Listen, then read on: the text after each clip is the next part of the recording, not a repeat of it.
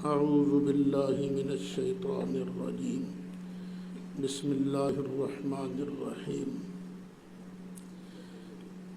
دورہ تفسیر القرآن کا 43واں سبق ہے۔ سورہ بقرہ کی آیت نمبر 166 کھولیے۔ اذ تبرأ الذین اتبعوا من الذین اتبعوا۔ جس طرح آج کل کچھ لوگ ہیں اپنے مسلک کا رستہ بتانے والے، کچھ لوگ ہیں ان کے پیچھے چلنے والے۔ اسی طرح جب سرکار تشریف لائے تھے، کچھ لوگ تھے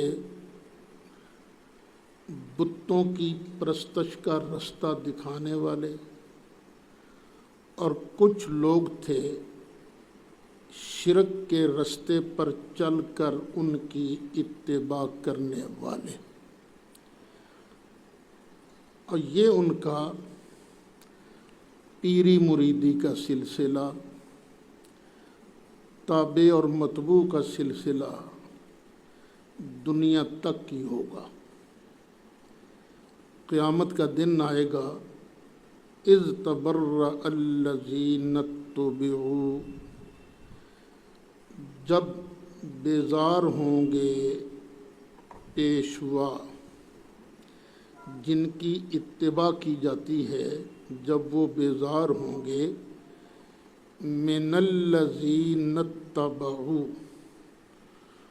ان لوگوں سے جنہوں نے اتباع کی۔ وَرَأَوُا الْعَذَابَ، اور دیکھیں گے عذاب، پیشوا بھی اور ان کے مشرک پجاری بھی۔ وَتَقَطَّعَتْ بِهِمُ الْأَسْبَابُ، کٹ جائیں گی ان سب کی رسیاں، وہ جس ڈور نے، جس رسی نے، جس سبب نے ان کو آپس میں باندھ رکھا تھا، یہ کٹ جائیں گی۔ اسی طرح آج جو لوگ گمراہ کرنے والے ہیں، ان کا اور ان کے پیچھے چلنے والوں کا رشتہ بھی یہ دنیا کے سانسوں تک ہے۔ اللہ پہلے ہدایت دے دے گمراہ کرنے والوں کو اور گمراہ ہونے والوں کو، وگرنہ قیامت کے دن یہ پیشوا کہیں گے دور فٹے منہ، میں تو کدوں کہ ایسی تنوں آپ عقل نہیں سی، وہ اس طرح کہیں گے، تو ان کے درمیان تعلقات کٹ جائیں گے۔ اب ان کی یہ بے رخی دیکھ کر اور ان کو عذاب میں مبتلا دیکھ کر وقال الذین اتبعوا، کہیں گے پیروکار لو ان لنا کرۃ، کاش ہمیں دوبارہ دنیا میں جانے کا موقع ملے، تو پھر ہم کیا کریں گے؟ فَنَتَبَرَّأَ مِنْهُمْ كَمَا تَبَرَّؤُوا مِنَّا، جس طرح ان لوگوں نے ہم سے برات کا اظہار کیا ہے، ہم بھی ان سے اسی طرح بیزار ہو جائیں گے دنیا میں۔ كَذَلِكَ يُرِيهِمُ اللَّهُ أَعْمَالَهُمْ، اسی طرح اللہ دکھائے گا ان کو ان کے عمل، حسرات علیہم، یہ عمل ان پر حسرت بن جائیں گے۔ وما ہم بخارجین من النار، اور یہ پھر آگ سے نکلنے والے نہیں ہوں گے، یہ پیشوا بھی اور یہ پیچھے چلنے والے بھی۔ اسی طرح بندے کو آج بھی اسی کی بات سننی چاہیے، اسی کی بات پر عمل کرنا چاہیے جو قرآن کا اور سنت صحیحہ کا رستہ دکھاتا ہو، وگرنہ یہ ایک دوسرے سے بیزاری کا اعلان ہو جائے گا۔ اللہ نے عقل نہیں دی ہے یہ پیروکاروں کو؟ اتنا تو پتہ ہونا چاہیے نا کون صحیح کہہ رہا ہے کون غلط کہہ رہا ہے، کون اللہ کی توحید کا رستہ دکھا رہا ہے، کون نبی کریم علیہ السلام کی محبت کا رستہ دکھا رہا ہے۔ تو لوگوں کو پتہ ہونا چاہیے، جو اللہ سے یا اللہ کے کسی پیارے سے متنفر کرے وہ بندہ درست نہیں۔ آج ہی بیزاری کا اظہار کر دو، وگرنہ قیامت کے دن تو ٹوٹ جائیں گی ڈوریں۔ پھر آگے آپ پڑھو گے، جس طرح آج لوگ بتوں کی پرستش کرتے ہیں نا، قیامت کے دن بھی ایسے ہی ہوگا۔ یہ ان کے پیشوا جس طرح بیزاری کا اظہار کریں گے، اسی طرح بت بھی، بتوں کو اللہ قوت گویائی دے گا اور وہ ان پر لعنت ڈالیں گے۔ یہ پجاری بتوں پر لعنت ڈالیں گے اور بت ان پر لعنت ڈالیں گے۔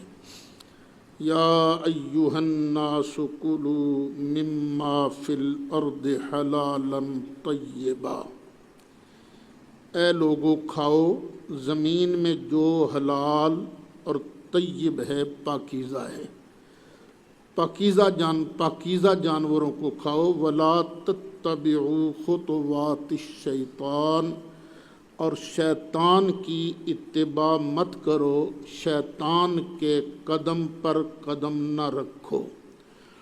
انہ لکم عدو مبین، بے شک وہ تمہارا کھلا دشمن ہے۔ مکے کے مشرک ایک شرک اور کرتے تھے، اپنے جانوروں کو بتوں کے ناموں پر نامزد کر کے چھوڑ دیتے تھے، پھر ان پر چڑھنا، ان کا گوشت کھانا حرام سمجھتے تھے۔ تو اللہ فرماتا ہے میں نے تو ان کو حرام نہیں کیا۔ آگے آئے گا 7ویں پارے میں، ما جعل اللہ من بحیرۃ ولا صائبۃ ولا وصیلۃ ولا حام، ان جانوروں کو میں اللہ نے حرام نہیں کیا، تم ان کو اپنی طرف سے حرام کر رہے ہو، تو یہ پاکیزہ ہیں، کھاؤ ان کو۔ شیطان تمہارا کھلا دشمن ہے۔ انما یأمرکم بالسوء، شیطان تمہیں حکم دیتا ہے بدی کا، والفحشاء، اور بے حیائی کا۔ بدی کے اندر جب قوت پیدا ہو جائے، بدی میں اضافہ ہو جائے تو اسے بے حیائی بھی کہتے ہیں۔ بدی چھوٹی بھی ہوتی ہے لیکن فحشاء وہ چھوٹی بدی نہیں ہوتی، بے حیائی۔ وَأَن تَقُولُوا عَلَى اللَّهِ مَا لَا تَعْلَمُونَ، اور تمہیں حکم دیتا ہے ایسی باتیں کرو اللہ پر جن کی تمہیں خبر نہیں۔ جس طرح ہمارے کئی ساتھی وہ کہہ دیتے ہیں جی اللہ نہیں ہے، جاکھے جناب قرآن کیا گیا جناب، پتہ ہوتا کچھ نہیں۔ تو اللہ فرماتا ہے شیطان یہ حکم دیتا ہے وَأَن تَقُولُوا عَلَى اللَّهِ مَا لَا تَعْلَمُونَ وَإِذَا قِيلَ لَهُمْ، اور جب کہا جاتا ہے ان کو، اور چھوڑو ان پیشواؤں کو، اتبعوا ما انزل اللہ، اتباع کرو اس چیز کی جس کو اللہ نے اتارا۔ قالوا، تو کہتے ہیں، بل نتبع ما الفینا علیہ آباءنا، کہتے نہیں ہم تو اتباع کریں گے اس چیز کی، اس عقیدے کی، اس عمل کی جس کام کو ہم نے دیکھا کہ ہمارے بڑے وہ کام کرتے تھے، جس پر ہم نے اپنے باپ دادا کو پایا۔ اولو کان آباؤہم لا یعقلون شیئا ولا یہتدون، خواہ ان کے باپ دادا نہ عقل ہو کسی چیز کی، نہ ان کے پاس ہدایت ہو، رستہ ہو، خواہ غلط رستے پر چلتے جائیں تب بھی تم ان کے پیچھے چلو جائیں گے۔ دیکھو آج بھی ایک رستہ ہے گھنٹہ گھر جانے کا، سیدھا یہاں سے ادھر ہو کے چلے جاؤ، جو گھنٹہ گھر جا رہا ہے ٹھیک ہے، آگے اس کے کوئی لگا ہوا اس کے پیچھے پیچھے چلے، گھنٹہ گھر پہنچ جائے گا۔ جانا گھنٹہ گھر ہو اور رخ کر لے ادھر جھنگ کا، تو کیا کبھی وہ منزل پر پہنچ سکتا ہے؟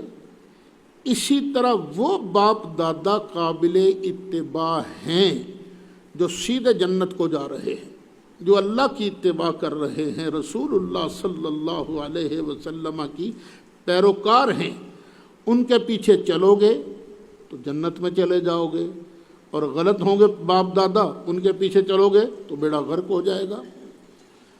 وَمَثَلُ الَّذِينَ كَفَرُوا، اور مثال ہے ان لوگوں کی جنہوں نے کفر کیا۔ اچھا، کبھی ایسے ہوتا ہے، آپ نے دیکھا ہوگا جانور چراتے ہیں نا چرواہے، چرواہا پیچھے سے آواز دیتا ہے، تو چرواہوں کو نا کان میں کچھ نہ کچھ آواز آتی ہے، لیکن پورا مطلب نہیں سمجھ میں آتا۔ دور دور ایسے بھی کہتے ہیں نا جانور، کوئی آواز آتی ہے ان کے کانوں میں، لیکن مطلب سمجھ میں نہیں آتا۔ اسی طرح جانور آگے آگے جا رہے ہوتے ہیں، چرواہا پیچھے ہوتا ہے، پیچھے سے بھی آواز دیتا ہے، وہ کچھ پتہ چلتا ہے ان کو، کچھ نہیں پتہ چلتا۔ تو مثال ان لوگوں کی جنہوں نے کفر کیا، اس بندے کی طرح ہے جو آواز دیتا ہے اس کو جو نہیں سنتا مگر دعا کو، چیخ و پکار کو اور آواز کو نہیں، وہ سوائے اس کے اور کچھ نہیں سنتا۔ صم بکم عمی فہم لا یعقلون، بہرے ہیں، گنگے ہیں، اندھے، تو انہیں تو سمجھ ہی نہیں ہے۔ یہ مثال دی گئی ہے کافروں کی، ان کو نبی کریم علیہ السلام آواز دیتے ہیں، اوے حق کا رستہ ادھر ہے، لیکن بس سنی انسنی بات کوئی بول رہا ہے، لیکن بالکل اس کی حقیقت تک پہنچنے کی کوشش ہی نہیں کرتے۔ یا ایھا الذین آمنوا کلوا من طیبات ما رزقناکم، اے ایمان والو کھاؤ ہماری دی ہوئی صاف ستھری چیزیں، من طیبات ما رزقناکم واشکروا للہ، اور اللہ کا شکر کرو، اللہ کا احسان مانو، ان کنتم ایاہ تعبدون، اگر تم صرف اسی کی عبادت کرتے ہو۔ دیکھ لو، ان کنتم ایاہ تعبدون، یہ خطاب ان لوگوں کو ہے جو صرف ایک اللہ کی پرستش کرتے ہیں۔ ہم پر الزام ہے کہ ہم شرک کرتے ہیں، نہ، ہم معبود صرف اللہ کو مانتے ہیں، نبی کریم علیہ السلام کو اس کی عطا کا مظہر، سرکار کو اس کی عطا کا وسیلہ سمجھتے ہیں، معبود صرف ایک اس اللہ کو مانتے ہیں۔ یعنی حرام چیزیں خام خواہ کھانی ہیں تم کھاؤ حلال چیزیں۔ وہ کیا کیا کرتے تھے، حرام چیزیں کیا کھاتے تھے؟ اللہ تعالیٰ نے ارشاد فرمایا، انما حرم علیکم المیتہ، ان کے قریب نہیں جانا تم نے، بے شک اس نے حرام کیا ہے تم پر مردار۔ یہ حرمت جانوروں کی بیان ہو رہی ہے، یہ نہیں کہ صرف یہی چیزیں حرام ہیں اور چیز حرام کوئی نہیں، یہ نہیں، بلکہ جن کو تم نے حرام قرار دیا ہے نا، من بحیرۃ ولا صائبۃ ولا وصیلۃ ولا حم، یہ حرام نہیں ہے۔ حرام کیا ہے؟ اللہ نے تم پر مردار حرام کیا، یعنی وہ جانور جس کو کھایا جا سکتا ہے، بکرا ہے، دمبا ہے، گائے ہے، اونٹ ہے، اگر وہ مر جائے تو یہ مردار تم پر حرام۔ کسی نے اس کی گردن کا منکا توڑ دیا مکہ مار کے، وہ تم پر حرام۔ کوئی بھاری پتھر مار کے اس کو کچل دیا، اس کو ذبح نہیں کیا گیا شرعی طریقے سے، تو یہ مردار تم پر حرام ہے۔ لیکن دو مردار ہم پر حلال بھی ہیں، یہ یاد رکھنا۔ سرکار نے فرمایا احل لنا المیتتان، ہمارے لیے دو مردار حلال کیے گئے ہیں۔ یہ دو مردار کون ہیں؟ مچھلی نکلی، اس کو ذبح تھوڑی کیا جاتا ہے، مچھلی یہ بھی حلال ہے۔ اور وہ جو آتی ہے نا مکڑی اڑ کے فصلیں تباہ کی جاتی ہیں، کر جاتی ہیں، وہ یہ بھی تم پر حلال ہے۔ والدم، اور یہ جو بہتا خون ہے یہ تم پر حرام ہے، تم اس کو شربت کی جگہ پی نہیں سکتے۔ علاج کے لیے خون استعمال کرنا اور چیز ہے، اور چیز ہے، لیکن ویسے گلاس میں بھر کر پیالی میں ڈال کر تم اس بہتے خون کو پی نہیں سکتے۔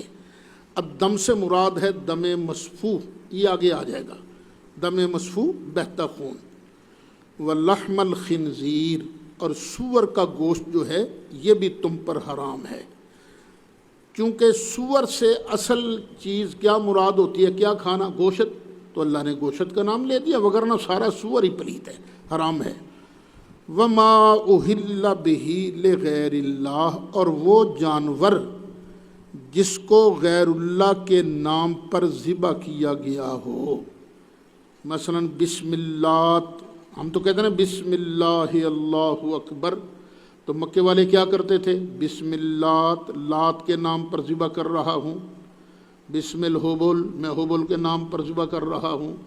آج بھی اگر کوئی بندہ جانور کو اللہ کے علاوہ نبی پاک کے نام پر ذبح کرنا شروع کر، بسم رسول اللہ، رسول اللہ کے نام پر ذبح کرتا ہوں، بسم الغوث الاعظم، میں غوث اعظم کے نام پر ذبح، تو یہ جانور بھی حرام ہو جائے گا، کیونکہ جانور کو کس کے نام پر ذبح کرنا ہے؟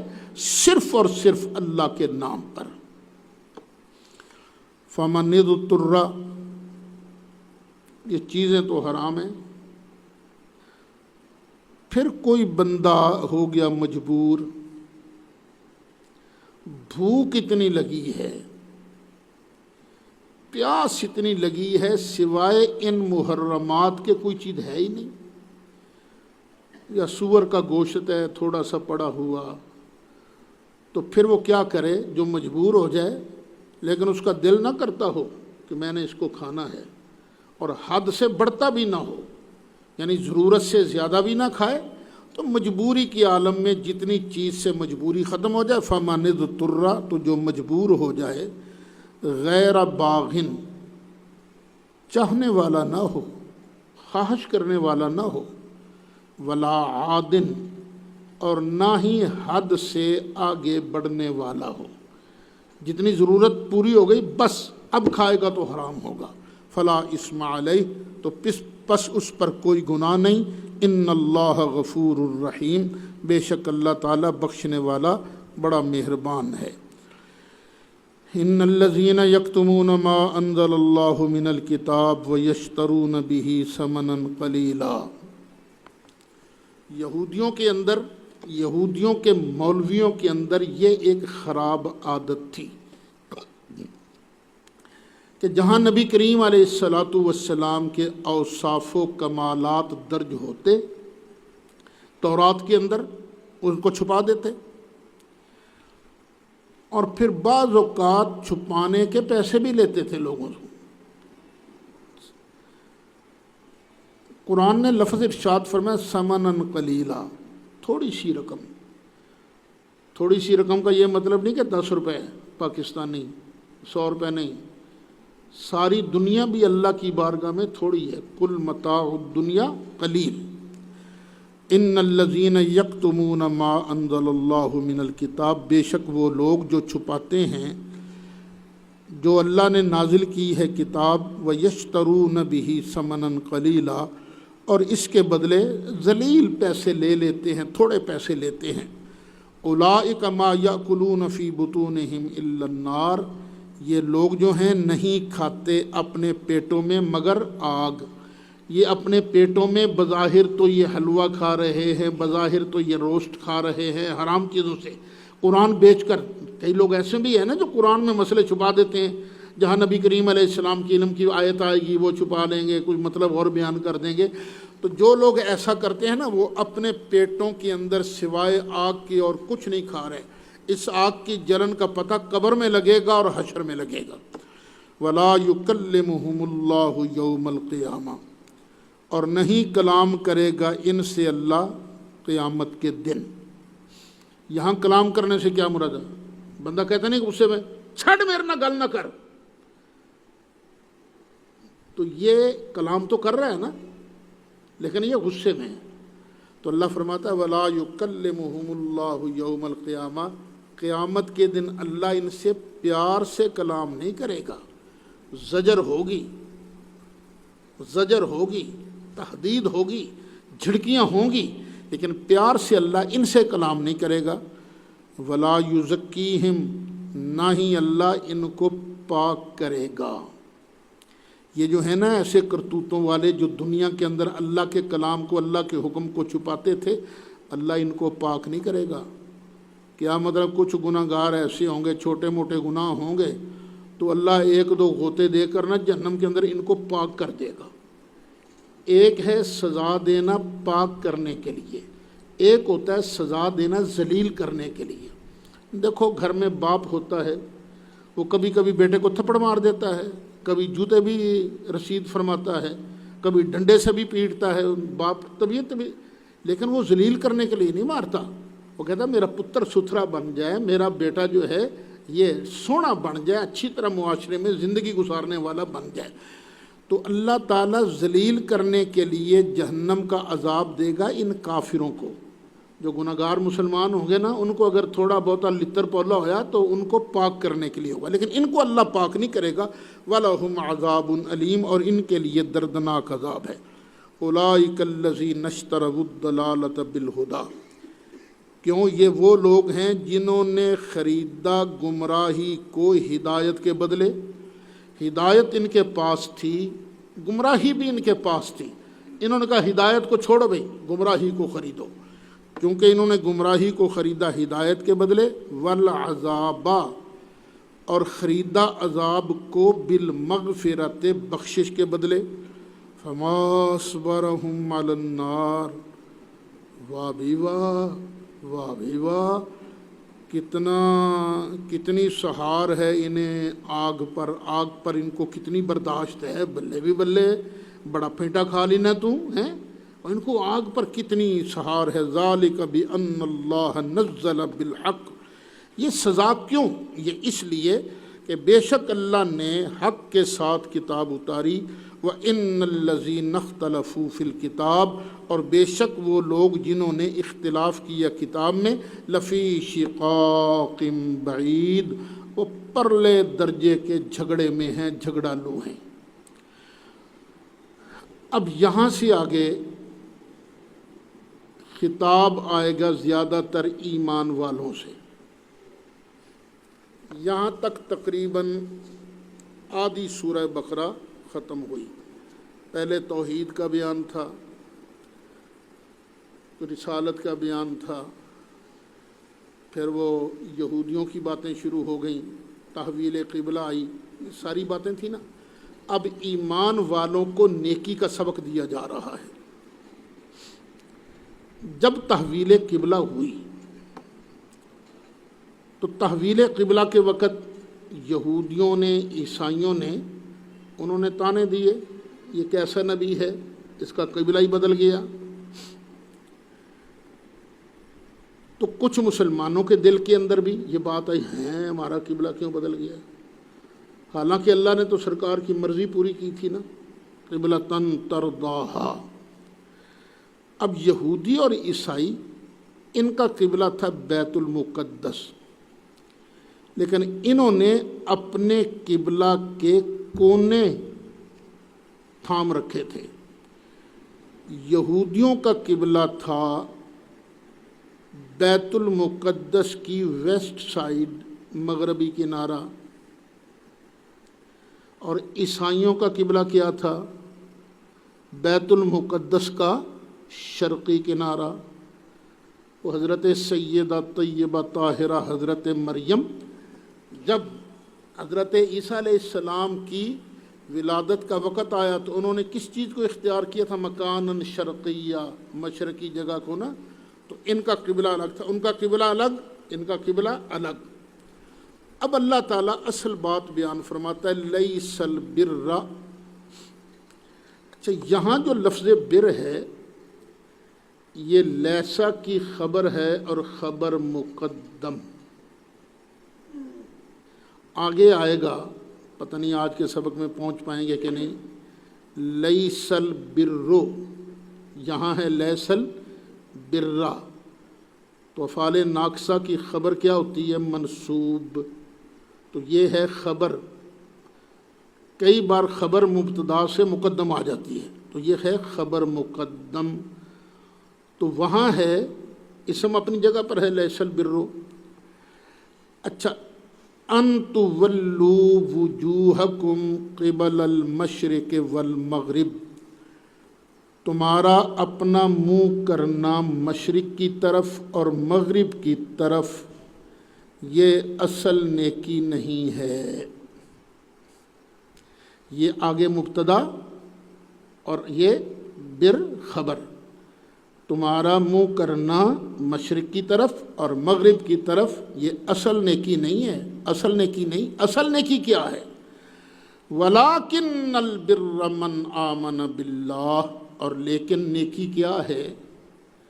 اس بندے کی نیکی اصل ہے جس نے اللہ کو مانا اور قیامت کے دن کو مانا اور فرشتوں کو مانا اور کتاب کو مانا اور سب نبیوں کو مانا۔ یہ کتنی چیزوں کا بیان آ گیا؟ 5 چیزوں کا۔ اصل نیکی کیا ہے؟ اللہ کو ماننا، جس طرح ماننے کا حق ہے۔ قیامت کے دن کو مانا 2، فرشتوں کو مانا 3، کتاب کو مانا 4، النبیین سب نبیوں کو مانا 5۔ پتہ چلا بندہ اتنی دیر تک مومن نہیں بن سکتا جب تک ان سب کو نہ مانے۔ ہمارا جو مد مقابل مولوی صاحبان سے اختلاف ہے، ایک یہ بھی ہے، ان کی کتاب تقویت الایمان میں 3 جگہ لکھا ہوا ہے صرف اللہ کو مانو، کسی اور کو مت مانو۔ صرف اللہ کو ماننا ہے، کسی اور کو نہیں ماننا۔ لیکن قرآن کیا کہتا ہے؟ صرف اللہ کو نہیں ماننا، جس کو اللہ منوائے اس کو بھی ماننا ہے۔ دیکھو توحید ہے 2 قسم کی، ایک توحید ہے ابلیس والی، ایک توحید ہے جبریل والی۔ ابلیس والی توحید کہ یا اللہ تجھے تو ماننا ہے بس، لیکن میں نے اس آدم کو نہیں ماننا، یہ ہے ابلیس والی توحید، صرف اللہ کو ماننا۔ اور جبریل والی توحید کیا ہے؟ یا اللہ جب تجھ کو مان لیا، اب تیری مرضی، تو جس کو منواتا جائے گا ہم تو اسی کو مانتے جائیں گے۔ ایک ہے ماننا، پھر آگے وَآتَ الْمَالَ عَلَىٰ حُبِّهِ، اس کی محبت میں مال دینا۔ کس کی محبت میں؟ اللہ کی محبت میں، یعنی اللہ کی محبت میں اپنا مال آگے خرچ کرنا۔ ایک دوسرا، ہی ضمیر کا مرجع مال بھی بن سکتا ہے۔ مال کی محبت دل میں ہے، پھر بھی مال آگے دینا۔ اس میں نقطہ کیا ہے؟ کچھ ہوتا ہے ردی مال، ان مگروں لاؤ یار دیو کسے نو، وہ نہیں صدقہ میں گنا جائے گا، وہ نیکی میں نہیں گیا، وہ تو ردی مال ہے۔ مال تجھے پیارا بھی ہے، پھر بھی تو اسے اللہ کی راہ میں دے رہا ہے۔ یہ مال دینا ہے اس کی محبت میں، کس کو؟ ذوی القربا، رشتہ داروں کو، والیتاما، اور یتیموں کو۔ یتیم کون ہوتا ہے؟ وہ بچہ جس کا باپ فوت ہو جائے اور وہ خود درجہ بلوغت تک نہ پہنچے، یعنی جب بچے کو احتلام شروع ہو جائے تو وہ بالغ ہو جاتا ہے، تو وہ بچہ نابالغ بچہ وہ ہے یتیم۔ تو ان یتیموں کو اللہ کی راہ میں دینا، والمسکینہ، اور مسکین کو دینا۔ ایک فرق کیا گیا ہے، مسکین اسے کہتے ہیں جو خود نہ مانگے، خود نہیں مانگا، جو خود مانگتا ہے وہ تو سائل ہے۔ تو اللہ کی راہ میں دینا کن کو؟ مسکینوں کو، وابن السبیل، اور مسافر کو۔ بندہ سفر میں ہونا تو بعض اوقات گھر پیسہ ہوتا ہے لیکن سفر میں ختم ہو گیا، ضرورت پیش آ گئی، اب کوئی پیسہ ہی نہیں پاس، تو پتہ چل جائے نا یہ مسافر جو ہے یہ حاجت مند ہے، تو مسافر کو دینا یہ بھی بہت شاندار نیکی ہے۔ والسائلین، اور سوال کرنے والوں کو دینا۔ مسکین کون ہے؟ جو غریب ہے، سوال نہیں کرتا، اور یہ پیسہ ہے اس کے پاس لیکن سوال کرتا ہے۔ وفر رقاب، رقاب جمع ہے رقبہ کی، اور رقبہ کہتے ہیں گردن کو۔ تو یہ جو لونڈی اور غلام ہوتے تھے، ان کی گردنیں کسی اور کے ہاتھ میں ہوتی تھی نا، تو پھر یہ لفظ لونڈی اور غلام پر بولا جانے لگا۔ تو غلاموں کو آزاد کرنے کے لیے خرچ کرنا یہ اللہ کو بڑا پسند ہے۔ وَأَقَامَ الصَّلَاةَ، اور نماز کو قائم رکھے۔ اصل نیکی یہ ہے، نماز کو قائم رکھے۔ وَآتَ الزَّكَاةَ، اور زکوٰۃ دیوے۔ وَالْمُوفُونَ بِعَهْدِهِمْ إِذَا عَاهَدُوا، اور پورا کرنے والے اپنے عہد کو جب وہ عہد کر لیں۔ جب کوئی بندہ کسی سے وعدہ کر لے تو اس وعدہ کو پورا کرنے والے یہ بھی۔ وَالصَّابِرِينَ فِي الْبَأْسَاءِ وَالضَّرَّاءِ وَحِينَ الْبَأْسِ، ذرا غور کرنا۔ وَالْمُوفُونَ بِعَهْدِهِمْ، یہ ہے مرفوع، لیکن آگے الصابرین یہ ہے منصوب۔ تو بعض اوقات چیز پر نصب ہوتی ہے، لفظ پر نصب ہوتی ہے منصوب علی المدح، منصوب علی المدح، ان کی تعریف کی جا رہی ہے اس لیے ان کو نصب دی جا رہی ہے۔ ضم پر بھی نصب آتی ہے، مدح پر بھی۔ تو اللہ فرماتا ہے جو وعدہ کر کے وعدہ پورا کرے نا، وہ بھی اصل نیکی پر ہے، لیکن والصابرین، اور قابل مدح تو وہ لوگ ہیں جو صبر کرنے والے ہیں۔ کس میں؟ فی البأساء، مصیبت میں۔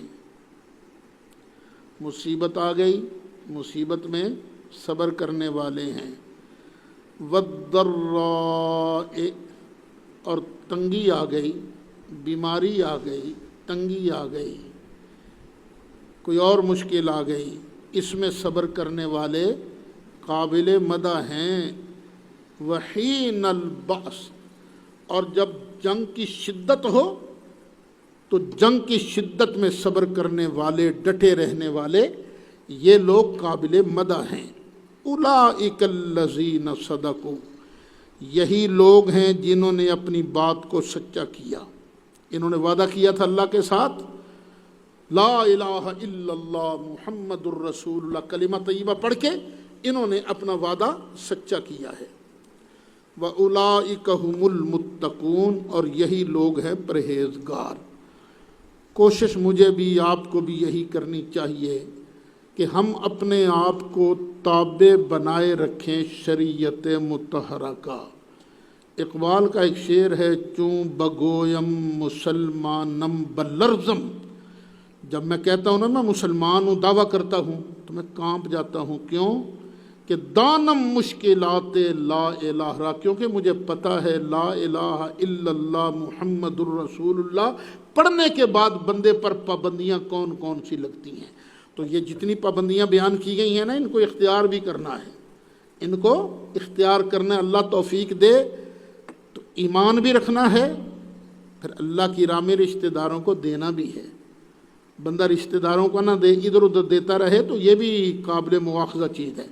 سب سے پہلے تیرے مال کا حقدار جو ہے رشتہ دار ہے، پھر یتیم ہیں، اور یتیموں کے بارے میں تو سرکار نے فرمایا ہے، انا وکافل الیتیم ہاکذا، یوں 2 انگلیوں کا اشارہ کر کے فرمایا، میں اور کسی یتیم کی کفالت کرنے والا جنت میں ایسے ہوں گے، ایسے ہوں گے، کوئی فرق نہیں ہوگا درمیان میں۔ یا ایھا الذین آمنوا کتب علیکم القصاص فی القتلی۔ عرب کے اندر بڑے بڑے برے رواج تھے۔ کچھ قبیلے، کچھ برادریاں کمزور ہوتی ہیں ہر جگہ ہی، اور کچھ برادریاں، کچھ قبیلے بڑے طاقتور ہوتے ہیں۔ اگر کسی کمزور برادری کے ہاتھوں کچھ طاقتور برادری کا بندہ مارا جاتا تو وہ ایک کے بدلے 10 کو مار دیتے، 2 کو مار دیتے، ان کا کمزور غلام بھی مارا جاتا تو بدلے میں آزاد لوگوں کو مار دیتے تھے۔ تو اللہ تعالیٰ نے اس برائی کا بھی سد باب کیا اور فرمایا اے ایمان والو کتب علیکم القصاص فی القتلی، تم پر فرض کیا گیا ہے بدلہ مقتولوں کے بارے میں، مقتولوں کے بارے میں تم پر بدلہ لینا فرض کیا گیا ہے۔ وہ کیا ہے؟ الحر بالحر، قاتل آزاد ہو تو اسی کو قتل کیا جائے گا، حر کے بدلے حر، جس نے قتل کیا ہے اس کو ہی قتل کیا جائے گا۔ والعبد بالعبد، الٹ مطلب نہ سمجھ لینا کہ مقتول آزاد ہوگا تو آزاد قاتل کو قتل کیا جائے گا، نہیں، یہ الٹ مطلب ہے، یہ قرآن اس لیے نہیں بیان کیا گیا۔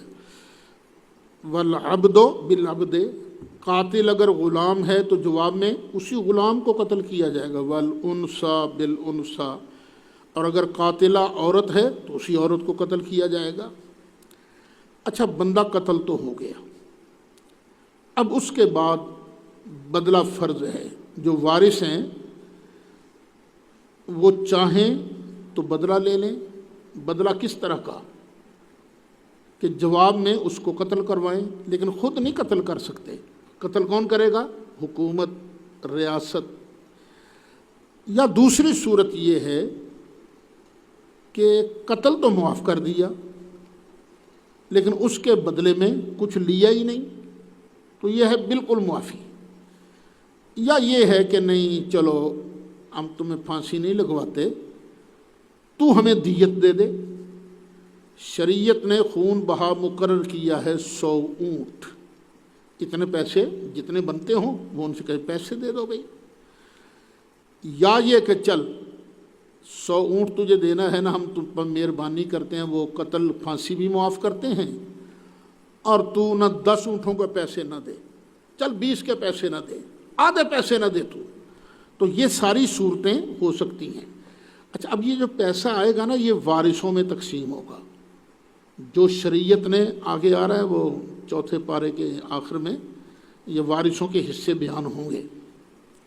تو جس طرح وارثوں کو حصہ ملتا ہے نا وراثت کا، اتنا ہی پیسہ وارثوں میں تقسیم ہو جائے گا۔ ایک وارث بھی اگر کہہ دے کہ میں قتل معاف کرتا ہوں تو اب اس کو قتل نہیں کیا جائے گا۔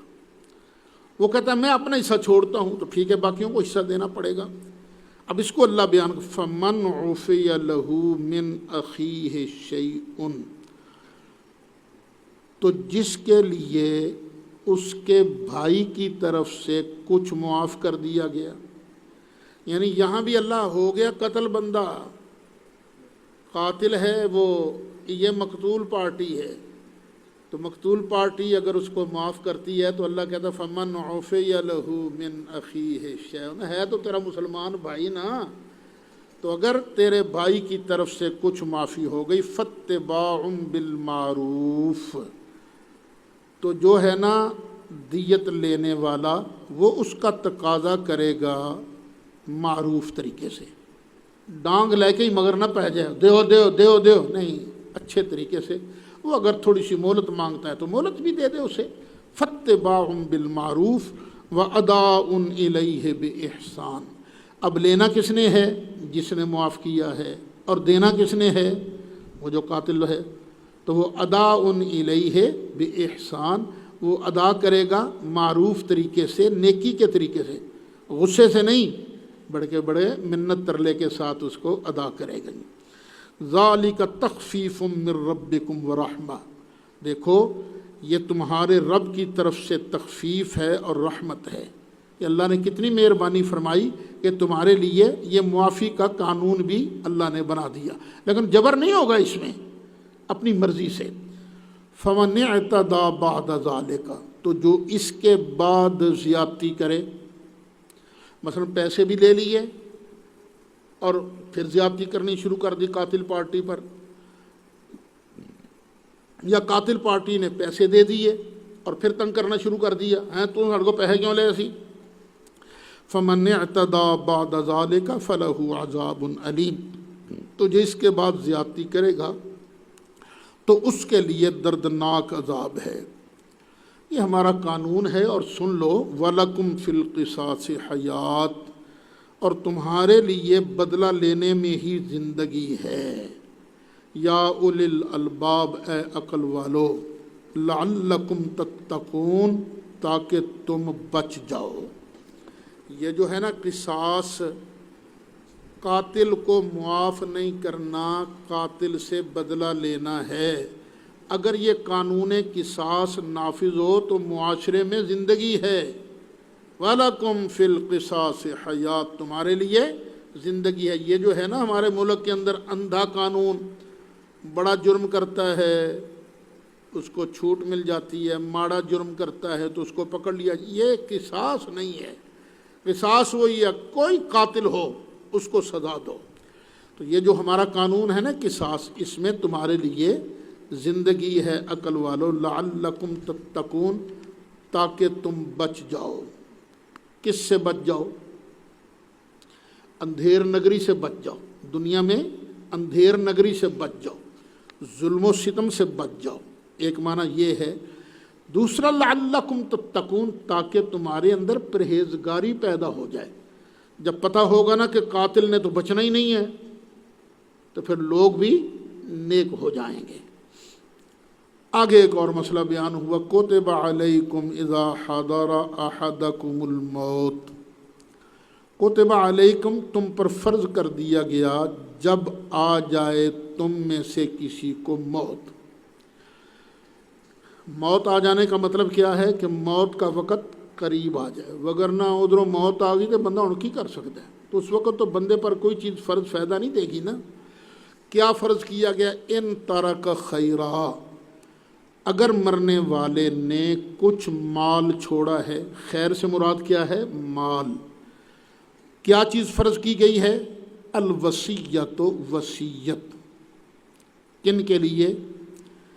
للوالدین، ماں باپ کے لیے، والاقربین، اور قریبیوں کے لیے، رشتہ داروں کے لیے، بالمعروف، دستور کے مطابق وصیت فرض کی گئی ہے۔ حقاً علی المتقین، یہ متقین پر واجب ہے، ضروری ہے۔ بعض مفسرین نے ان آیتوں کو منسوخ بتایا ہے،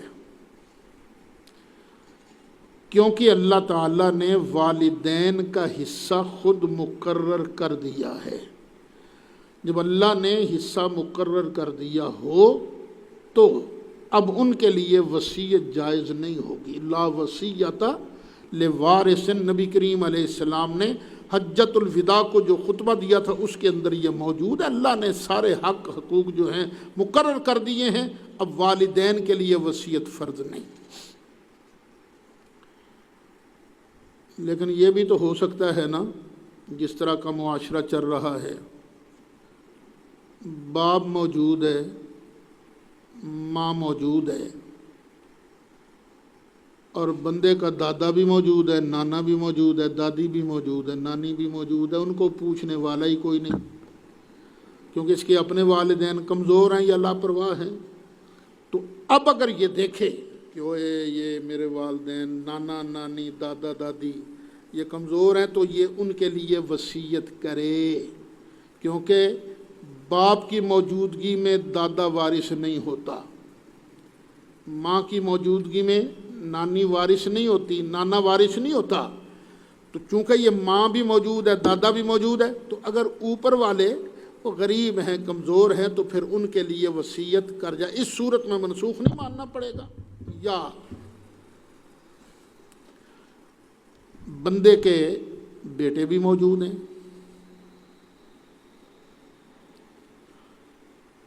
لیکن ایک بیٹا فوت ہو گیا، دو بیٹے فوت ہو گئے،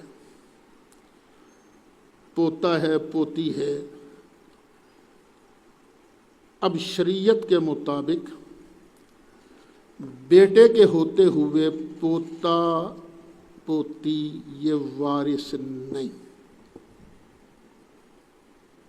لیکن پاکستانی قانون کے مطابق انہوں نے شریعت کے خلاف قانون بنایا ہے، انہوں نے پوتا پوتی کو وارث قرار دیا ہے۔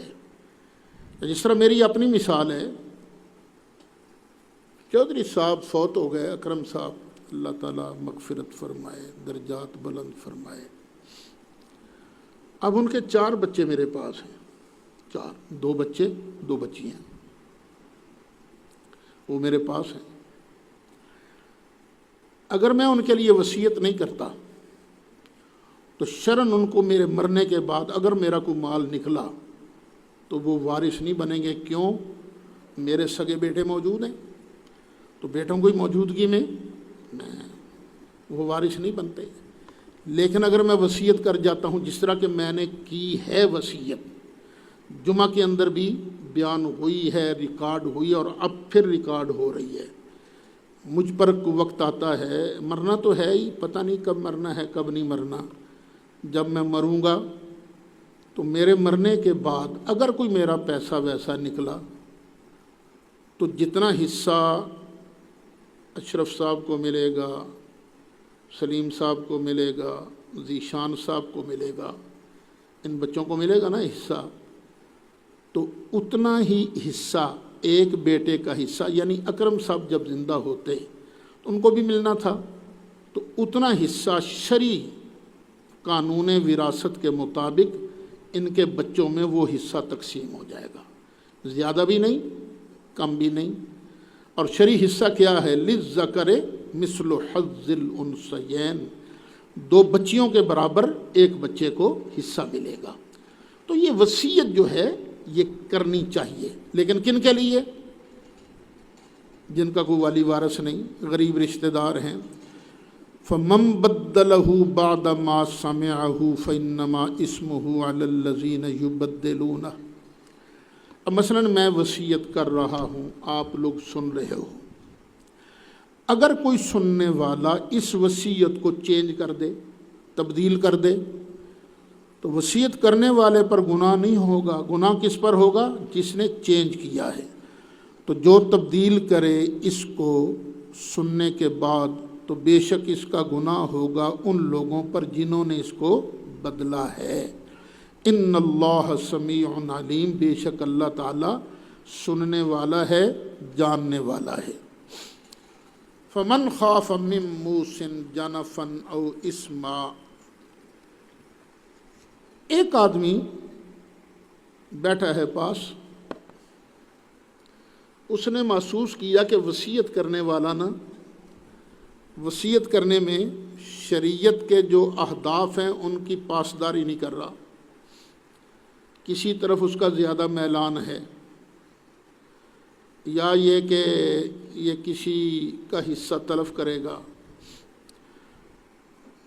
تو جس نے ڈر محسوس کیا من موسن، وصیت کرنے والے سے، جانفن طرفداری کا، بے انصافی کا، او اسمن یا گناہ کا، فاصلح بینہم، تو اس نے وصیت کرنے والے اور جس پر وصیت کرنے والا اس کا حق مار رہا ہے، ان کے درمیان صلح کرا دی۔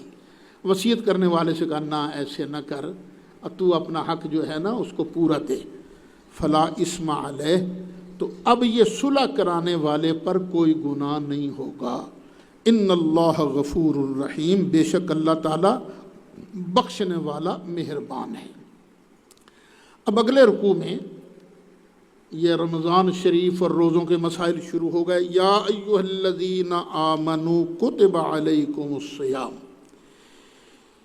اے ایمان والو فرض کیے گئے ہیں تم پر روزے۔ صوم کا معنی ہے روزہ، اس کا مصدر ہے صیام، اس کا مصدر ہے صیام۔ تم پر یہ روزے فرض کیے گئے ہیں، کما کتب علی الذین من قبلکم، یہ صرف تم پر ہی فرض نہیں کیے گئے، یہ ویسے ہی فرض کیے گئے ہیں جیسے تم سے پہلے لوگ تھے۔ لعلکم تتقون، یہ روزے کیوں فرض کیے گئے ہیں؟ تاکہ تمہارے اندر تقوی کی دولت پیدا ہو جائے۔ روزہ ہے، بندے نے کھانا، بھوک لگی ہے، گھر میں بیٹھا ہے، حلال طیب کھانا اس کے پاس موجود ہے، لیکن اس کے ڈر سے کھانا نہیں کھاتا، پیاس لگی ہے، فریج پاس موجود ہے، فریج کے اندر ٹھنڈی بوتل پڑی ہوئی ہے، کوئی دیکھ بھی نہیں رہا لیکن پھر بھی پانی نہیں پیتا، حلال پانی ہے، اس کے ڈر سے، حلال طیب بیوی موجود ہے پاس، لیکن اللہ کے ڈر کی وجہ سے حلال طیب بیوی کی طرف ہاتھ نہیں بڑھاتا۔ تو یہ ٹریننگ ہوتی ہے نا، 1 مہینے کی ٹیوننگ، بندے کی ٹیوننگ ہو رہی ہے۔ ہاں بھائی، جس کے ڈر سے تم نے پاک کھانا نہیں کھایا، جس کے ڈر کی وجہ سے، جس کی محبت میں تم نے پاکیزہ پانی نہیں پیا، پاکیزہ بیوی کو استعمال نہیں کیا، تو اب تمہیں پوری زندگی اسی طرح گزارنی ہے، اسی کے ڈر سے حرام چیز کے نزدیک نہ جانا، کبھی کسی کا حق نہ مارنا۔ تو روزے رکھتے ہو اس لیے کہ یہ ٹریننگ ہو جائے، تو جو سچے دل سے روزے رکھتا ہے نا اللہ کو راضی کرنے کے لیے، پھر اس کے اندر یہ خواص پیدا ہوتے ہیں، لعلکم تتقون، تاکہ تمہیں پرہیزگاری ملے۔ ایام معدودات، کچھ ساری زندگی کے روزے نہیں ہیں، گنتی کے چند دن تو ہیں۔ فمن کان منکم مریضا او علی سفر، تم میں جو بیمار ہو یا سفر میں ہو، فعدۃ من ایام اخر، تو نہ رکھے روزے، بعد میں جب اس کو سفر میں ہو، سفر سے آ گیا واپس، شفا ہو گئی، صحت یابی ہو گئی، تو اور دنوں میں روزے رکھ لے۔ وعلی الذین یطیقونہ، اور وہ لوگ، اچھا یہ جو یطیقون ہے نا، عطا کا یطیق، اس کے معنی 2 ہیں، جو لوگ اس کی طاقت رکھتے ہیں، ایک معنی یہ بھی ہے، اور ایک معنی یہ کہ حمزہ باب افعال کا یہ سلب ماخذ کے لیے آتا ہے، تو معنی یہ بنے گا جن لوگوں میں روزہ رکھنے کی طاقت نہیں ہے، بوڑھے ہو چکے ہیں، اب امید بھی کوئی نہیں کہ بعد میں روزہ رکھیں گے، کمزور ہیں، یا عورت کمزور ہیں وہ، فدیۃ طعام مسکین، تو وہ فدیہ دے دیا کریں، 1 روزے کے بدلے 1 مسکین کا کھانا، مسکین کو 2 ٹائم کا کھانا کھلاؤ، بھی فدیہ ادا ہو گیا۔ فمن تطوع خیرن، تو جو اپنی طرف سے نیکی زیادہ کرے، فدیہ ہے کتنا؟ 1 روزے کا فدیہ کیا ہے؟ 1 مسکین کا کھانا، تو جو اپنی طرف سے زیادہ کرے، بھلائی زیادہ کرے، 2 مسکینوں کو کھانا کھلائے، 3 کو کھلائے، 5 کو کھلائے، 7 کو کھلائے، فہو خیر اللہ، تو یہ اس کے لیے بہتر ہے۔ لیکن یاد رہے کھانا کیسا کھلانا ہے؟ جیسا بندہ خود کھاتا ہے، یہ نہیں کہ آپ تے کھاوے روسٹ اور فدیے میں دے دے دال کے پیسے، یہ نہیں، جیسا کھانا خود کھاتا ہے ویسے ہی فدیہ ادا کرے گا۔ وَأَن تَصُومُوا خَيْرٌ لَكُمْ، اور اگر یاد رکھو اگر تم روزہ رکھ لو نا تو تمہارے لیے بہتر ہے، اوکھے سوکھے ہو کے رکھ لو تو بہتر ہے، لیکن اللہ لازم نہیں کرتا تم پر، ان کنتم تعلمون، اگر تم جانو۔ شہر رمضان الذی انزل فیہ القرآن، رمضان کا مہینہ وہ ہے جس میں قرآن اتارا گیا۔ قرآن شریف رمضان شریف کے مہینے میں اتارا گیا، اس کے 2 معنی ہیں۔ ایک معنی یہ ہے، رمضان شریف کا مہینہ تھا، قدر والی رات تھی، جب اللہ تعالیٰ نے لوح محفوظ سے آسمان دنیا پر پورا قرآن اتارا۔ انا انزلناہ فی لیلۃ القدر، ایک معنی یہ ہے۔ دوسرا یہ ہے کہ پہلی وحی جب آئی تھی تو ماہ رمضان تھا، قطعی چیز تو نہیں ہے لیکن یہ مطلب نکل سکتا ہے، تو رمضان کے مہینے میں قرآن اترنا شروع ہوا۔ ھدی للناس، لوگوں کے لیے ہدایت ہے، وبینات من الہدی والفرقان، اور روشن دلیلیں ہیں ہدایت کی اور حق اور باطل کے درمیان فیصلے کی۔ فمن شاہد منکم الشہر، تو جو بندہ پا لیوے اس مہینے کو، فلیصم ہو، تو اس کو چاہیے کہ روزے رکھے۔